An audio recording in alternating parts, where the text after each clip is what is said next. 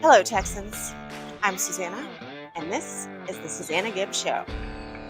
It may sound a little different today. I'm on the SoPac Trail, which is one of the trails that runs through Dallas. It's a walking and biking trail. And it's beautiful here in Texas. It's going to be 89 today. Is it March yet? No. Anyway, that's Texas for you. So I thought I would get out and do the intro and the outro here on the trail. On this podcast, we talk to a lot of artists, idealists, entrepreneurs, but today is an artist. Her name is Mylan Nguyen. She's very sweet, and she talks a lot about how part of her process is using this Japanese riso printer, which is really fascinating to me. The blending of technology with art and how it becomes a whole new thing at the end of it. Again, she's super sweet. We talked a lot before and after the cameras were off. Sometimes I get some of the best stuff when the cameras are off. She's a mom, she's a teacher, an artist, trying to figure out how to juggle it all, which I'm sure a lot of us can relate. And we're going to end this podcast with our Texas trivia again, and then I'll come back and we'll do an insurance tip of the week. And now, on with the show. On the podcast with me today, we have Mylan Nguyen of Strange Powers Press. I'm super excited to hear about your riso printer. Thank you. Thank you for having me here to talk about the riso. So the riso, for somebody who's not familiar with this, like myself, honestly, there's something about all the cool new printers coming out. I think it's one of the things that are hard to describe unless you see them. So I know you were talking about a screen printer versus a riso printer, and even like hearing what a screen printer is. Well, let's just, you go ahead and you explain what it is. Risograph printer is a printer that's made from Japan, and it sort of squishes together or marries or combo the idea of screen printing and then like a Xerox machine. So how you go to Kinko's and put down a document to make like office papers, it's like that.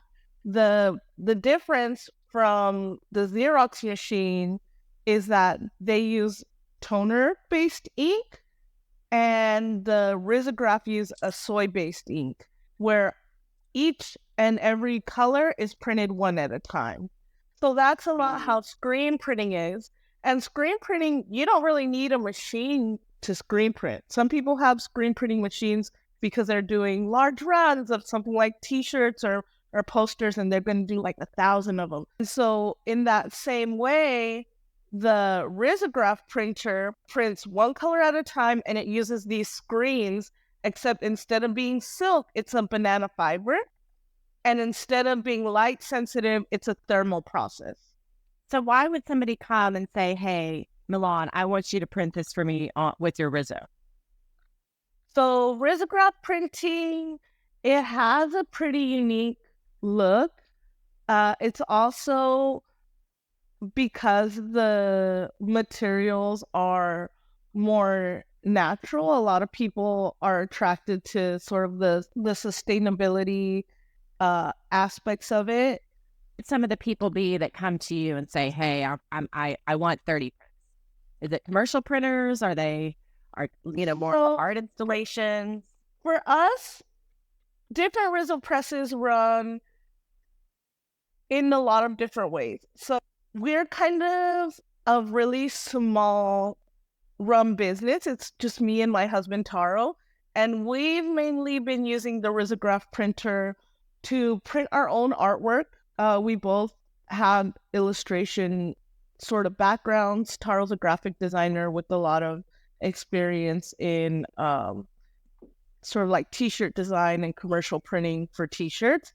So he had a love of screen printing from that, and that's kind of how we fell in love with the riso. And you're coming into it knowing that the printing process is also part of the art process. Yes. You can't come in with this thing and expect it to look exactly like this. That's hard to print. Exactly. the finished result is a result of the process. Yeah, I love seeing people come in, sometimes wary about a new concept, and then excited leaving with something that they made. We do. So we also, with the risograph printer, other than printing for friends and ourselves, we have done a couple of residencies or pop-ups where education and involvement with the community was a big part. And that started with I was getting my MFA at SMU, and at the time we did a project with the Pollock Gallery, which is involved with SMU, and it was called Rizzo Bar. And so we brought our machine and sort of made a little zine library and did some workshops in education. And we did that at the bathhouse as well. So we do use the Rizzo sort of to educate and do workshops and teach other people about risograph printing. Yeah. It's so interesting. I'm excited to see it in person. I think it's one of those things, to be able to see it and almost hold it and look at it is a lot. It's crazy. Because if you see the printer, it looks like, who abandoned this copy machine from the 80s? Like, it's the yellow plastic. A lot of people decorate them with stickers and stuff, but it really is a little time capsule. But people want to find you. How do they find you? They can go on Instagram at Strange Powers Press. My personal work, I have a website for. It's Maison Mylan, so it's MAISON MYLAN, and yeah, I think that I also have that handle for Instagram. Yeah. Well, thank you so much for telling us about your art and your Rizzo. And actually, the Rando Texas trivia I have lined up, I'm kind of excited about, because you just said you went to LA for undergrad, right? Yes. Okay. So, are you ready to play Rando Texas trivia? Yes. All right. So, it was in the news this past week. What Texas institution is now in Las Vegas? I don't know. What is it? Whataburger. They have a Whataburger in Las Vegas. That's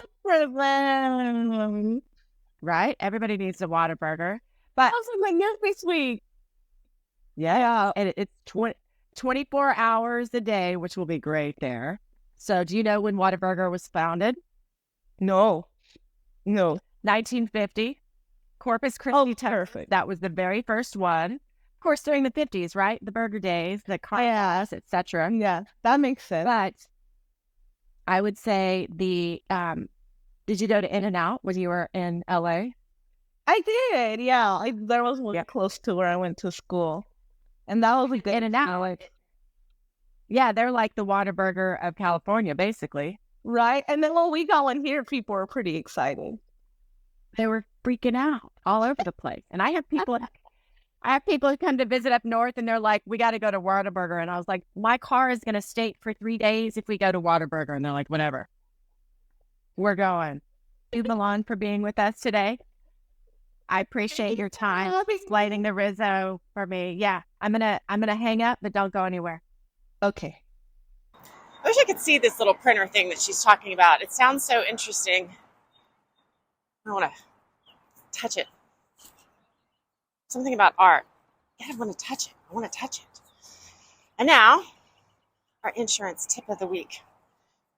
You guys, it's still crazy out there on personal lines. We've got carriers who are pulling out of the market. We have to do jazz hands sometimes to get people approved. And sometimes the questions we get is, should I file a claim? If the claim is not going to be more than the deductible, let's not file it, especially this year. You can always have somebody come out and do an estimate to see if it's going to be more.